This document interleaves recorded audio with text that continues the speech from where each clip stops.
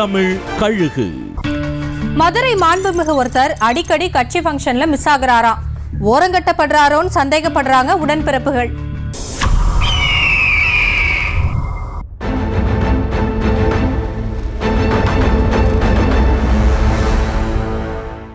துணை முதலமைச்சரா பதவியேற்று முதல் முறையா மதுரைக்கு வந்தாரு உதயநிதி ஸ்டாலின்.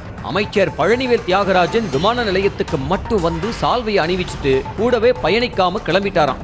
மதுரையோட இன்னொரு அமைச்சரான மூர்த்தி தான் தடபுடலா வரவேற்புக்கெல்லாம் ஏற்பாடு பண்ணியிருக்காராம். துணை முதலமைச்சராக உதயநிதி பதவியேற்க நிகழ்ச்சியில கலந்துக்காத அமைச்சர்ல பிடிஆரும் ஒருத்தர்.